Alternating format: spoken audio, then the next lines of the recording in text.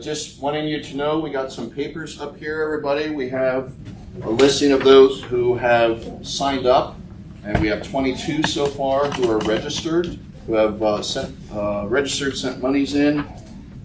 This is just a little map that took off the internet, and what I wrote in it, the numbers are the days that we're going to be in these places. So days 1 through days 2 and 11 are Tel Aviv, because that's when we arrive, that's when we leave. Then the other numbers, like Jerusalem, were in days 7, 8, and 9. Bethlehem, primarily day 10. Dead Sea, Jericho, and all day 6. Masada or Masada, day 6 as well. So it gives you an idea. So we got that.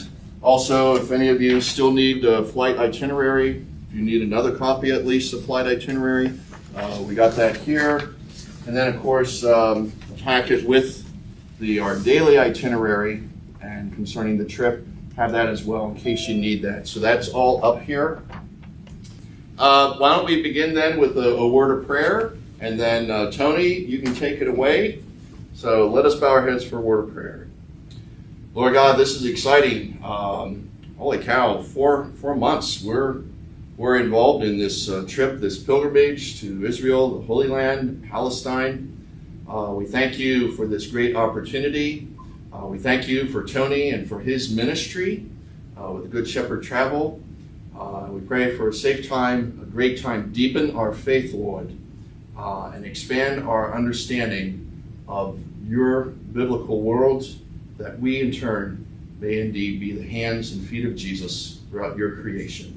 Father, Son, and Holy Spirit, we pray. Amen. Okay. And Tony, of course, is the owner of Good Shepherd Travel. If there's anyone who's going to know how to help us out and questions to be answered, it's good to be our good friend here. So do you have any type of things you want to say, Tony, as we start getting into this for today? Yes, absolutely. I just want to welcome everybody. Thank you for joining. And finally, I think you probably felt like you waited a long time, but I tell you what, I got a group leaving next week, and they've been waiting for almost 3 years because of COVID. We just kept postponing, and now they're finally leaving in a few weeks. So we have right now, as we speak, we have, I think, 4 groups in the Holy Land. And the reason why I say I think is just because it's been crazy busy. We have 4 groups in the Holy Land right now. We have 1 group in Egypt, 1 group in Greece, and another group in Spain and Portugal. So I had to think about that one for a minute. And so we have it's been very, very active in the last few months. Update on COVID protocols, there are none. There's zero COVID protocols right now. Some airlines are still requiring masks, but they're not really enforcing it as much. So that's that part. There are no vaccine requirement, no testing requirement before or after. So everything is going good. We actually had 1 person who self-tested last week. They self-tested, they were positive. They isolated for like about a day, and then they joined the group with obviously with a mask on, and the trip went without any issues. So that's really the update about COVID. There were some political tension last month, I think, about a month and a half ago, in the Holy Land between Gaza and Israel. To be honest with you, I was there myself when that happened, and the only way I found out about it is through people calling me from the States, which we had no idea that things were kind of unstable, and it lasted for a few days, and everything went back to normal. So, and that's pretty much how it is usually over there, and that's really the gist of the political situation. Um, we are experienced last month and the month before some influx of travel. Obviously, like airlines, hotels, all of that were overwhelmed. Especially with airlines, a lot of delays, a lot of misconnections, a lot of delayed luggage or lost luggage. Mainly delayed luggage. I don't think there has been any lost luggage. That kind of cooled off a little bit after the middle of August. There are still some issues with some minor delays, but for the most part, everything is kind of like settling down. I think that airlines got overwhelmed with so many, travelers all at one time. It was just everybody started getting out. Not sure if any of y'all had traveled in the last few months. You could see that the airline. I see somebody laughing there. Was it delays or lost luggage? Rachel and Risa have a story to tell on that one, I'm sure. Okay. Short version is we had a whole trip planned and it got canceled because we missed the first flight because they delayed it. So the first flight, and then we couldn't catch our second flight and we lost our whole trip. So flying delays. Yes, that is the unfortunate part. The good thing. I'm sure like when you planned this, you planned it like domestic flight and international flight separately. Was that the case? It was all United States, but yeah. All. But anytime you don't have a one set of tickets, then the other airline is gonna say there's nothing we can do for you. And that's, unfortunately, that happened with someone in July, and they ended up buying a whole new ticket, which, they had insurance, so they should be reimbursed for that. We did have a lady 3 days ago when they go on to Greece. She showed up at the airport with her old passport. And that was we had 32 passengers. Out of the 32, she's the only one that didn't make the flight. Luckily, she was able to get her new passport and catch up with the group the following day for a small fee, which she was really lucky that we were able to do that for her. So, those things are, right now they're more common than before, just like I said, because of the influx in travel. And I don't think we'll have that issue in January. But at the same time, I think the more prepared you are for worst case scenarios, the better it is. That way, at least we know which steps to take afterwards. So not to scare you, but like for us, we have 6 groups over there right now, and out of, I think, between almost 200 travelers, only about 1 or 2 who had some type of issues. I think that's a very good track record in preparing the travelers and making sure that they're ducks in a row. So that I just wanted to give you guys kind of like a quick update on the status of COVID, the political situation, as well as the airline. Just so you can have a kind of broad idea of what we have been dealing with and what you've probably been already hearing. This is, so far, this is going to be a great trip. We still have some room for those, if you have friends or relatives that would like to join. We have about 13 more tickets available. We do have to give those back to the airline probably by next month. So after that, we can still take people, but we cannot guarantee the price anymore. So once we give those seats, the empty seats back to the airline, we cannot,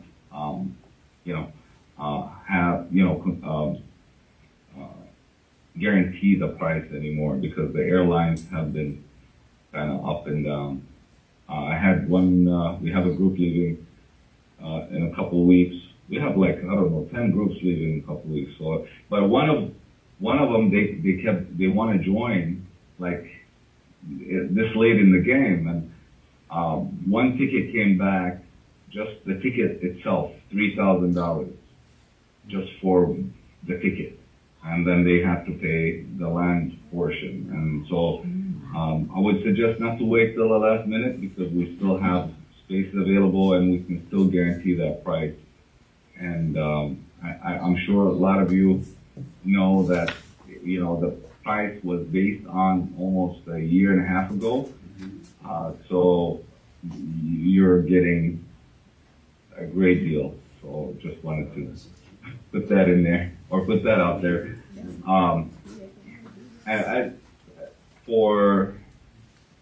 I know we have came by and we did an informational meeting. We went through the what to know before you go document, which you would have received when you registered, and after Will had showed that for everybody. Basically, In the past, I went through it and kind of answered, like, or gave me like the snippets about what part that really is important. I mean, the whole thing is important, but you know, some things you know, I like to highlight, especially like with you know, preparation, airline connection, which health precautions and things like that. I'm not sure, Pastor, you want me to do kind of something similar, or should we just jump into questions and answers? Why don't we jump into questions and answers, Tony? And then Okay. if we have any time left, if there's any specifics, you know, with the document, we can do a review of that. So, Sure. No, so absolutely. let's open the floor, and when you ask the question, for the sake of the recording and with the microphone that I have, I will be repeating the question just to make sure that that comes out clear for the recording. So questions, what questions do you have of Tony? Randy? Randy Thompson. Since this is an international carrier, do we need to be aware of anything different between Lufthansa and local U.S. carriers? That's a very good question. Did you need to repeat that? Here, let's just do it this way. No, actually, I That's a good heard the question fine here, but Hey, but for the recording with our video, if you could, Randy. Because we are flying on an Lufthansa instead of a domestic carrier, is there anything we need to be aware of that's different between the two airlines? that's a very good question. Actually, Lufthansa currently is requiring the N95 masks to be worn throughout the whole trip. However, that probably will change. We're hoping that's going to change soon. But if it does not, we will definitely let you know beforehand if that's still required or not. But other than the mask, there's nothing else that is required at this point. That's a very good question. Okay. Other questions? Thank you, Randy. I was wondering, did you say that adapters for the plugs for the walls are provided, or we need to buy those and bring them? Now, we will provide you with one adapter per traveler. If you need more, then you're on your own on that one. Okay. And those are adapters. They're not, these are the adapters that we'll supply. And these, all they do is just adapt to the wall. So they do not convert electricity. The only reason you would need a converter if you are bringing maybe a CPAP machine or a curling iron or even a hair dryer. And that's something that, hair dryers are available at the hotels, but you know, some people have their special one that they wanted to use. So if you want to bring it, make sure you bring a converter that converts from 220 to 110. Well, that's And I had good. another That's good question. for me to know. Especially For my curler. Okay. Sure. Sorry. Go ahead, Stephanie. 4 of us traveling. Me and my husband and our 2 children that are 15 and 12. Uh-huh. I can't remember the room accommodations. Will that be 1 room or 2 rooms for the 2 rooms. Yeah, that will be 2 rooms, and what we can do is, and this is for specials. Sexuality. Yeah. Yeah, what we can do is make a note to have adjoining room. Oh, sit with wife, Stephanie, room next to kids. Yeah, we already have that notated in our system. Is it 1 bed per room or 2 beds per room? So for you, you would have 1 bed for you and your husband, and then 2 beds for the children. So you either have a double bed or 2 twin beds. Okay, perfect. Thank you. You're welcome. That should help with your sanity, Stephanie. Yeah. Yeah. Well, we have a boy and a girl, so it's a little awkward at high school ages to ask them to sleep in the same bed. So I thought I had better check. No, we got you covered. Okay, other questions? Okay, Dwayne. And Pastor Hagee, and you and Crystal, I show you have expired passports, man. You need to. Oh, we have we got our new ones. We just need to mail the information to you. Okay, So- that would be great. Thank you, Tony. Yeah, that would be a bit of a pickle, wouldn't it? So, And please show up at the airport with the correct passport. yeah, we'll do our best on that one. You'll let us know as time gets closer what time to expect the bus in the church parking lot. Absolutely. I would anticipate the bus being there probably. You're about what, 2.5 hours, 3 from Detroit. Mm-hmm. So it'll be close to 6 hours before departure. So about 10 a.m. we'll arrange for the bus to be there. Okay. Somewhere around there. But we'll give you final confirmation as we get closer. We usually confirm the buses about 60 days out, 45 to 60 days out. Thank you, Tony. Dwayne? Going back to the electricity, like if you have a digital camera or a cell phone, so you need the converter plus the adapter, correct? No. Cell phones have built-in converters. Okay, I'm sorry. You want to repeat that, or you already got the? Yeah, it already recorded, but Dwayne's talking about for like cell phones. Nice big camera that and- has to charge. Okay, and recharging his digital camera. He's got a good sized camera. Does that need a converter or just the adapter? No, cell phones, all like electronics, already have built-in converters. So all you need is just the adapter. Now, for the camera charger, or I would check, like all laptops, you know how they have the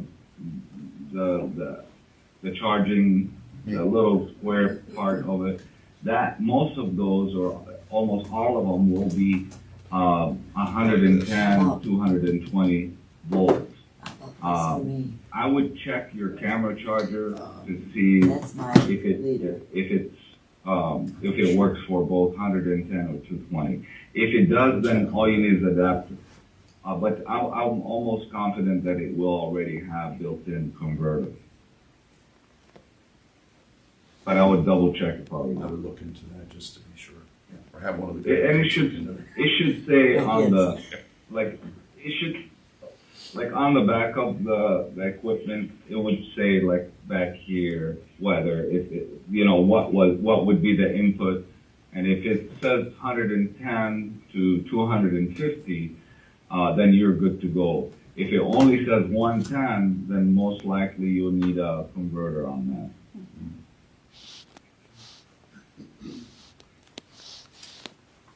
Andy? How close of a date on the passports do they allow you to use the passport? 6 months from the date of return. So if your passport expires before June 30th, then it would have to be renewed. And we are still missing a few passports from the group. If those folks are in the audience, I would highly encourage you to send us a copy just to have on file for you.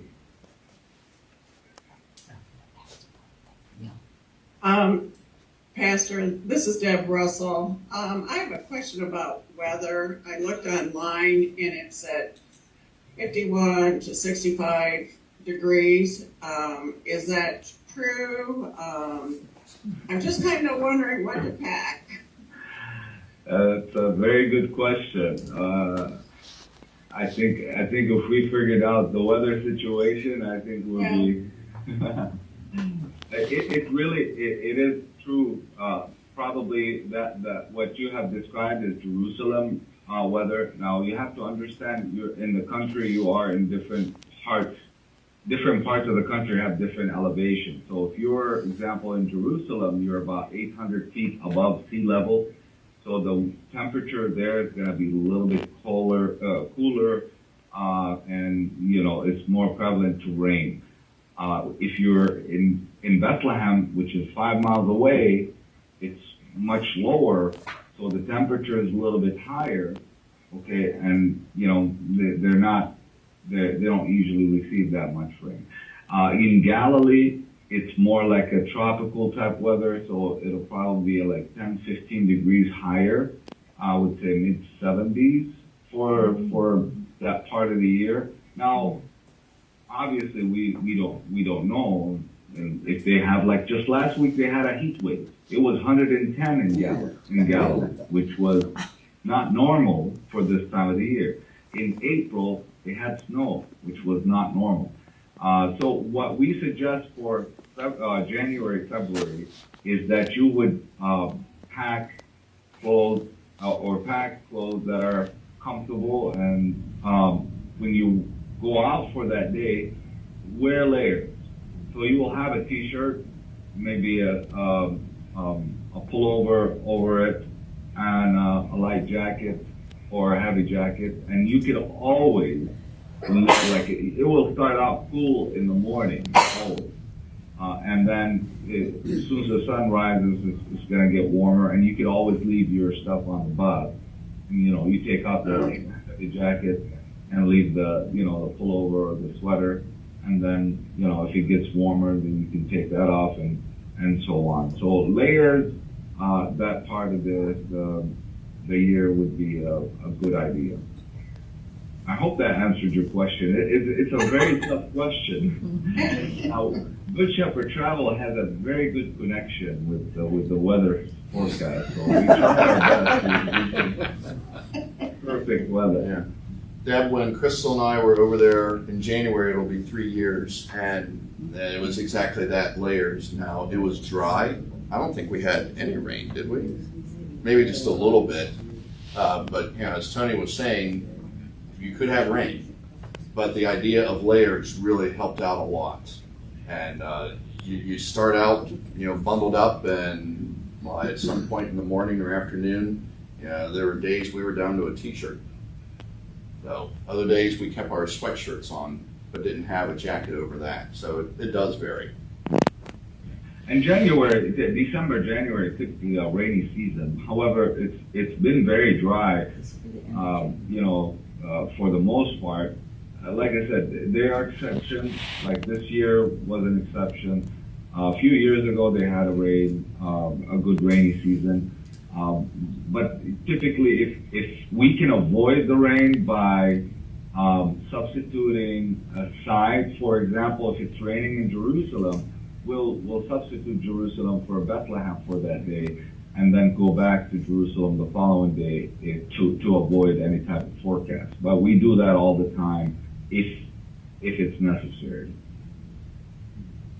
Okay, thank you. You're welcome. Hey, Randy? When it comes to currency, what's their denomination that they use, and are there particular credit cards that have less of a conversion rate than others? That's an excellent question. Now, as far as currency goes, the U.S. dollar would be the main currency that you will use. although they have a local currency, which is the new Israeli shekel. However, almost everything is priced in US dollars. So you would not have to have any type of currency conversion because everything's going to be, you want a bottled water, it's $1. If you want, buy some pomegranate juice on the street, it's probably going to be like $3. And that's how they price it. When you go to lunches or, when you buy souvenirs, everything is priced in US dollars. The only thing we recommend is bringing 1s, 5s, and 10s. So that way, if you're buying a bottle of water, instead of giving them 5, you can give them $1. Or, something like to that effect. But for credit cards, MasterCard, Visa are going to be widely accepted. Discover, American Express are going to be not accepted, probably 95% of the places. So stick with Visa, MasterCard. As far as conversion rate, I would check with your bank or your credit card issuer and see, because it varies from bank to institution. And so I would check with them and see. For the most part, when we travel there, I take my family there every other summer. And so we were just there this past summer, and my wife, when she goes to buy groceries, she'll just use her U.S. debit card. And the conversion rate is not bad at all. Typically, less, it's fractions. So you shouldn't have any issues over there. Tony, I got a question. Do you happen to have our tour guide lined up? We have requested Sufyan. I'm not sure if he's confirmed or not yet. Okay. I would have to check, but that's who I requested. Okay. I'm not sure if you had him before, but No, but I heard he was just exceptionally good. Him and I think it's Rami. Yes. Rami? So we have Rami and Sufyan. I know Rami's not gonna be available. He's already booked. I think he's already booked all the way to 2024. Wow. But Sufyan, he's more of our staff, so I can take him from one group and shift him around. But yeah, I've requested him back in April, so he should be available. Excellent. Thank you. Appreciate that. You're welcome. Yes. Okay, Mark. Hi, Tony, Mark Sugar here. First question I had is I bought a 28-inch TSA check-in luggage. Is that going to be good size, too big, too small? Might be with that. It's a 28-inch Yes, that's check-in luggage. TSA regulated. I think that's what it's called. Okay. Yeah. And you're asking if that's too. I mean, for a check-in luggage, you just really have to. Is it too small? Is that the question? I want to make sure it's not too big. What are my parameters to make sure it's not too big? Yeah, I don't think it will be for 28 inches. Like literally about. No, it's not gonna be big. Okay. Unless that's the thickness of it. Then yeah, it might be too big. But no, it doesn't look like it's gonna be, no. Okay. Carry on. Not to be a check, but don't put it in. Travel insurance. How do I go about getting the travel insurance? I don't know if that microphone carries through. The one up front here. Mark is asking about how do we go about acquiring travel insurance? So travel insurance, we should have already sent you a quotation when you registered. If you have not received it, we can send it again. Okay. And it's based on the age of the traveler and the cost of the package. So those are the two main variables. And it should, if you go with Travel Guard, you should be covered just about for everything, from, lost luggage, delayed luggage, cancellation, interruption, medical expense, emergency evacuation, all of that is covered under, that same policy. It is a premium policy, so it is on the higher end, but we've been told that, although it's, it's on the higher end, it has excellent coverage. What is the name of the traveler? Mark Shaper. Mark. Oh, I can send them an insurance quote real quick. Okay. Is that something that you could resend? Number to- 14 on our list. As far as the name's number 14 on our list. He doesn't have He that. doesn't have that? No. Right. But is that something that could be resent to our folks, Tony, or just to Mark? No, I can send it to whoever requested. I can't send it to the whole group. Right. Just because I'm not sure who already obtained travel insurance. So if you need just to have a quote, and it's only a quote, so you don't, it's not binding you to anything. Number 14 on the list. We can send that to you, not a problem. All right, Tony, requests would be Mark Shaper, Dwayne Johnson on the list there, Crystal and I, Randy and Bonnie Thompson. Yes, he's where? What are you doing, Mark? Anyone else? Yeah. Yes, I would like it to. That'd be Jim and Deb Russell. I missed the two before that. Randy and Bonnie Thompson. Bonnie, maybe Bonnie, Brian. Is there a Bonnie Bryan on there? Or Bonnie Thompson, one of the two?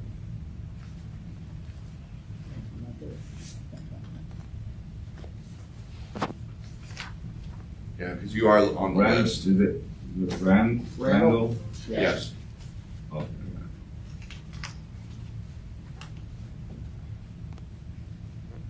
Okay, are you caught? All right, and then, Question. Yep.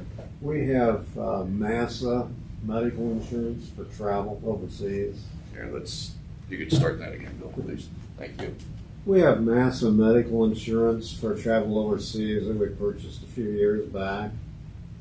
And you're talking about medical. Should we purchase additional travel insurance to cover the travel portion? That would be recommended, but it's optional. I mean, if you have medical insurance, definitely that will cover you abroad. That's a good start. Just so you know, 95% of those who purchase travel insurance don't use it, so Right. which is definitely great. Odd. However, the sad part is that you need it when you don't have it, and so that's the dilemma. So yeah, I would have travel insurance just to be on the safe side. Like I said, it will cover you for interruption, luggage loss, delays, any type of cancellation. Those are not covered if you only have the medical part. You may look into a different policy that will have less medical coverage and more of trip interruption type coverage. But that's, and some may have sectional. Now, the one we offer it's a comprehensive package, so it cannot be split up. But there are many companies out there that offer that. Well, what would be the difference in expense to split it like that, or just go ahead with the comprehensive coverage and be double covered? Oh, the cost is going to be, a huge difference in cost because, if you're purchasing through Travel Guard, like a comprehensive one, it could range between $250 to up to $500 per traveler. Okay, Depending on, like I said, on age and the cost of the package. Now, if you buy, you already have the medical coverage, so age is no longer a factor. Okay. So you should be able to find a policy for maybe as low as $150. I don't know, to be honest with you. I'm not sure what products are out there. Well, I mean, would there's Travel Guard be tons. able to provide that additional insurance for travel? To be honest with you, we're only familiar with that one product that we offer to the groups. They do have like several different other products, and it might be available. I would just go on their website and see, or maybe give them a call and see what they're offering. Okay, thank you. You're welcome. Okay, Risa, Rachel, do you want a quote sent to you?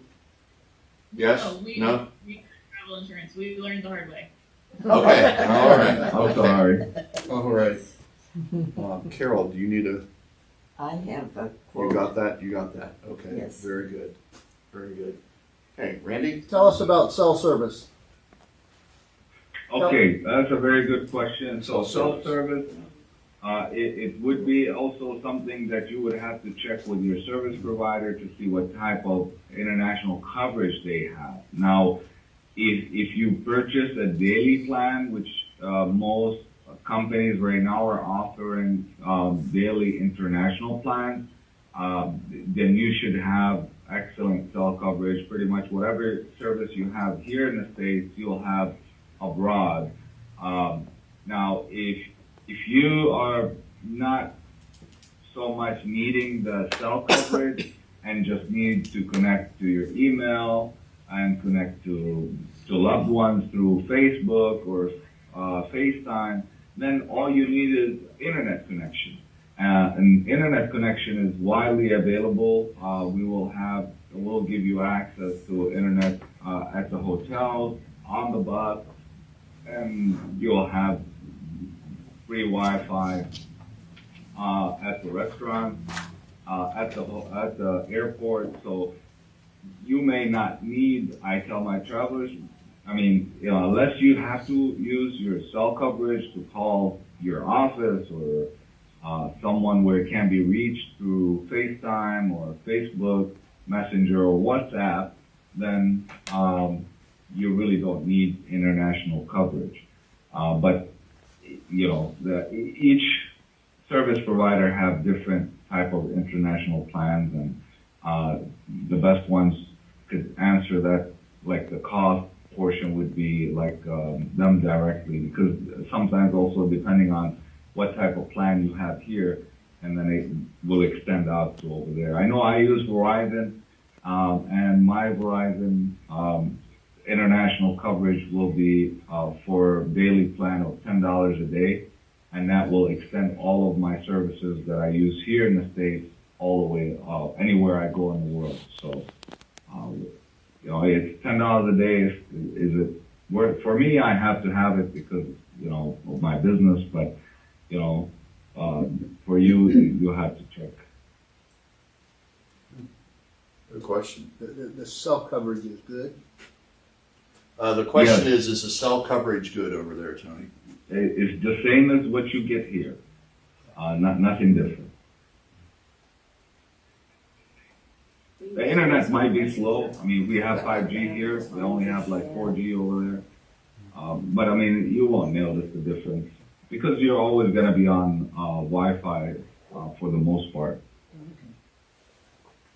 It is nice, the bus that will be traveling in Israel has Wi-Fi. It's really convenient.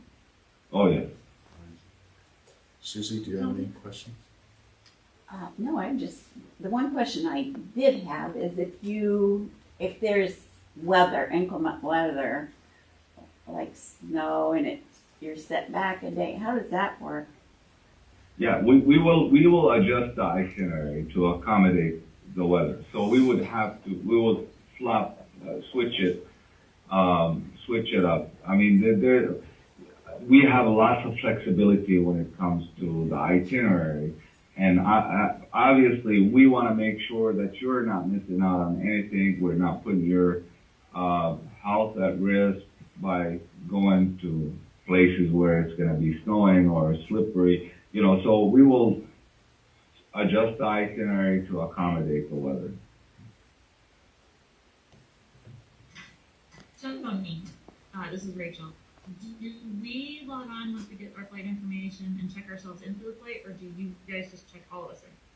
Very good question. Now, with group reservation, typically they are maybe sometimes they will add restrictions to whether you can access your reservation ahead of time or not. Lufthansa, for the most part, they allow you to go in and log in. Check-in is not available until 23 hours before.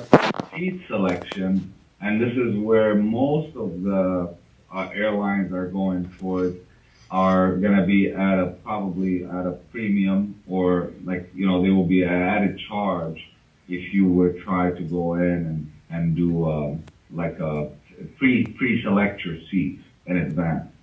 And that's, like I said, most airlines are starting to do that, especially international carriers. But no, you will check in on your own. Sometimes that's available 24 hours before, sometimes it's not. Just depends on really the travel requirements, or if there's any travel restrictions or any documents that you have to present to the airline. U.S. airlines will allow you to upload that document, and so that way you can check in. But international carriers, most of them don't have that capability.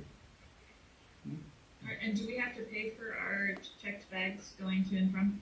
No, checked bag, one checked bag, one carry-on, and one personal item will be included into the ticket. Personal item is going to be either a backpack or a purse or something that you can fit underneath your seat or underneath the seat in front of you. Perfect, thank you. You're welcome. And the bags, when you check them in Detroit, you don't see them until you get to Tel Aviv, so you don't have to worry about that. And we do encourage having one change of clothes in the luggage. In your carry-on, in case your luggage get delayed. We've been very thankful. Like, I think between the many groups we had, only about 3 or 4 people had delayed luggage. And it was delayed like one day, which is like I said, it was a nightmare in June, July. It was a huge mess. I had a group travel to Germany in July, and the pastor did not get his luggage until almost a month after he went back home. So he was not happy, but that's how, like I said, that was back in June, July. Like middle of August, it started to cool off, and now I think it's kind of back to normal. Stephanie, do you need a insurance quote, or are you good? We already purchased travel insurance. We're good. Okay, very well. Do you have any additional questions for Tony, by the way? I don't think so. Okay. Right. You have an easy crowd there. How's that, I'm liking that. Should we ask? Yeah. He wants to change that. I do have one question I just thought of. I'm sorry. Come on, now we're gonna have to change our mind about I know. I'm a pain in the butt. You'll learn this quick. It was just a quick question. I think I missed what you were saying about seating. I mentioned I'm traveling with my 2 kids. Is our seats, generally speaking, going to be near one another on the plane, or Yeah. completely random? So group reservation will have block seating. So Cool. they'll say between 20 to 24, that's your role, like for the group, and that's where they will select it. Now, understand that nothing is carved in stone. So when you arrive at the airport and you check in as a family or as a group, the seat selection there becomes much more, like they can control it much better there. So you can definitely pre-select seats in advance, and like I said, there's probably a fee associated with that. But if you wait till you get to the airport, you shouldn't have an issue getting like seats next to each other. This is one main reason why we recommend the group to be there minimum of 3 hours before. Because if you are part of the first arrivals, you're going to have access to pretty much any seat you like. Although there may be some people who prepaid for selected seating, but you could understand there's 300 plus seats on the flight. And so you're more likely to get your seat assignment accordingly. Had a group of almost 100 people travel a few weeks ago, and they showed up about 3.5 hours before the flight. Everyone got to sit next to their loved one or a friend, so it's not an issue. Thank you, and if anybody wants to volunteer to sit with my kids instead of us, we'll take you up on that. No takers. No takers. Sorry, Stephanie, no takers so far. Okay, Dwayne? I was reading through the material and it said we each should register with the U.S. Embassy. Is that correct? Yeah, that is a recommendation for you. It's not something you have to do, but it is recommended that you give the State Department your information and set up with STEP, STEP. I don't know what that is, but yeah, then they will know where you are in case if there's any type of issues. They can send you notifications, stay away from this area or that area, or you need to leave now, or those type of things. It'll be helpful for them to know. And if God forbid something were to happen, they can go in and pull you out. But we haven't had any issue. I did have like in 2018, we were in Greece, and we got a notification from the State Department to say avoid Athens on Sunday because they're having demonstrations. And so, as soon as we got that notification, the tour guide came up to us and said, well, we're not staying in Athens tomorrow, which was Sunday. We were staying at a different hotel because of, they were demonstrating against the government. And it was a peaceful demonstration, but the traffic would have been just horrible, and they were worried. But anyway, long story short, this is what we received from the State Department. And so, it's for those reasons why you register with them. That's prior to departure? Prior to departure. So that would be something between now and then to go ahead and register. Yeah, you can establish an account with them now and update it, and it's an account that will stay with you. So if you take future trips, all you gotta do is just log in and let them know, okay, I'll be traveling from this date to this date, I'll be visiting these countries, and that way it's just updated for you. Good question. Okay, Dwayne, you got it. I'm sorry, We Carol. register with the U.S. Embassy or the one in? I believe it's in this document Oh, here, okay. to double check on that, yes.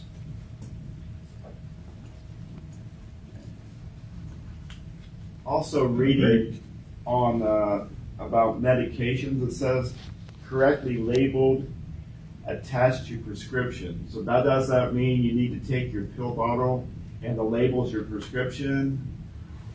That is a very good question. Now, if you are able to take it, that would be bad. If not, it's not a big deal. What we recommend, if you either write down your medication brand and dosage, or take a picture of your pill bottle.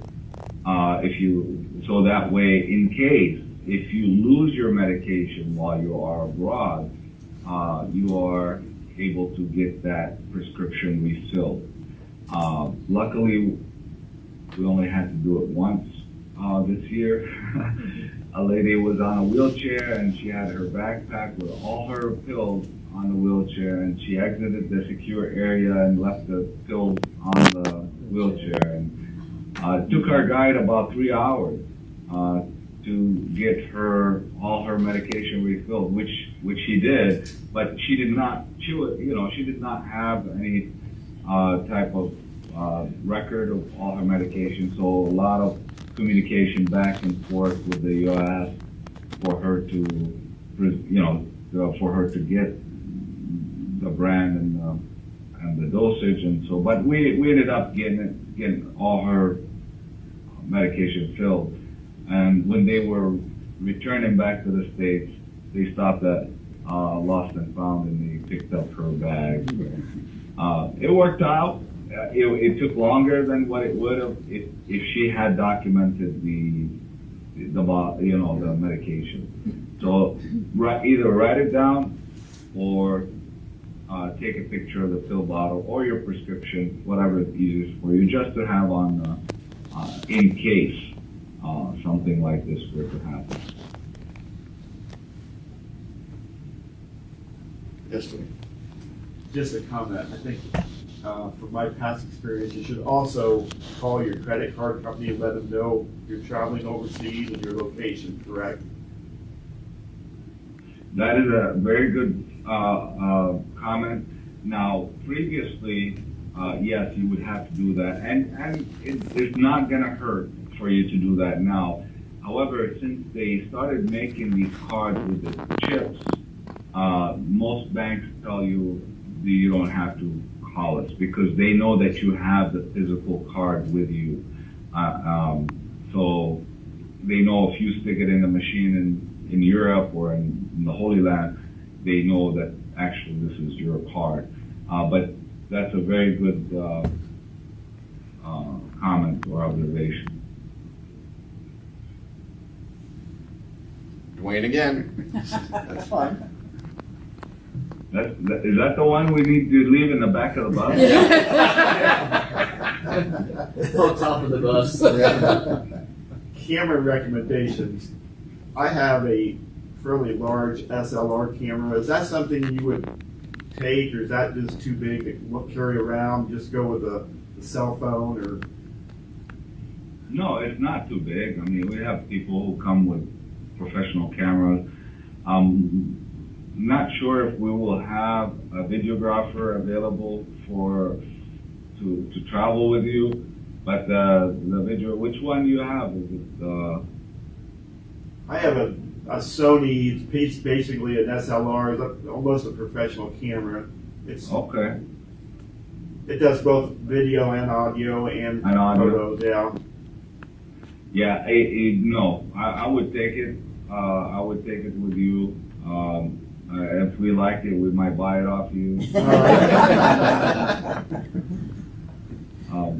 But yeah, we have. I thinking that there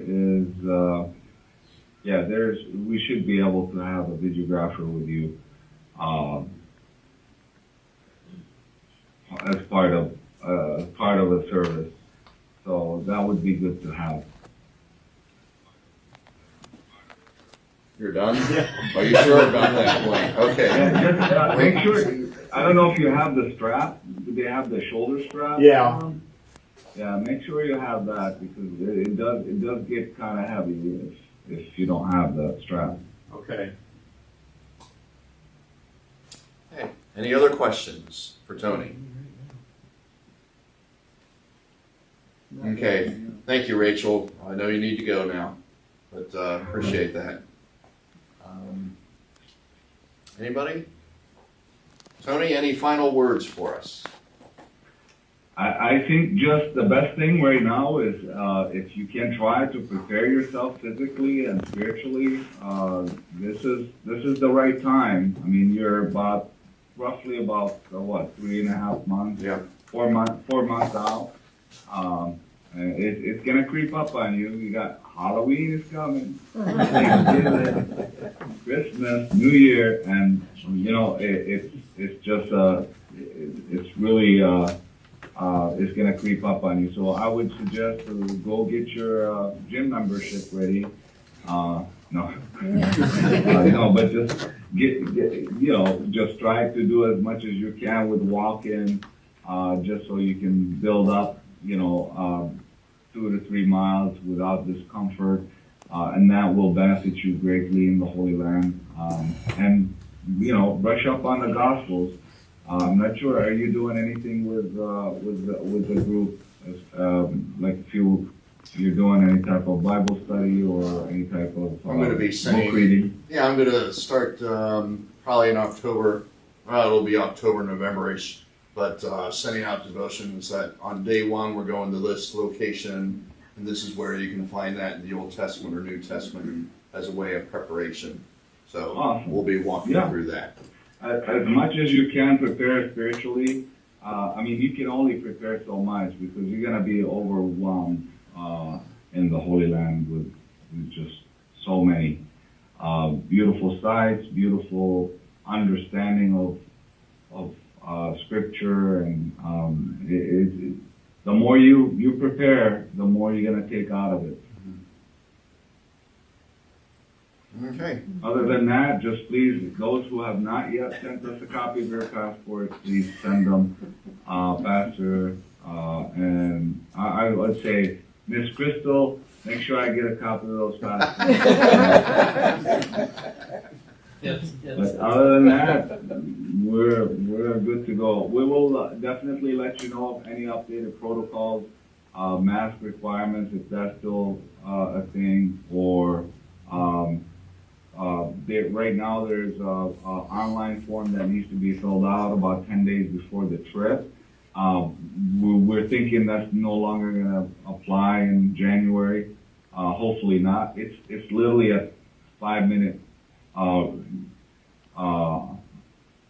form that you fill out online. It doesn't take. It's not a big deal, and it's not relevant now because it was intended during COVID. But we will update you if that's something that you still need. Very good. All right. Tony, thank you so much for your time. It's good to see you again, and we really appreciate you being here with us and answering our questions, and it's been terrific. So thank you. Thank you. We're here. If you need more questions off air, we're happy to help. God bless you all, and have a blessed Sunday. Thank you, Tony. God bless you too and your ministry. Appreciate it. Take care. Bye-bye now.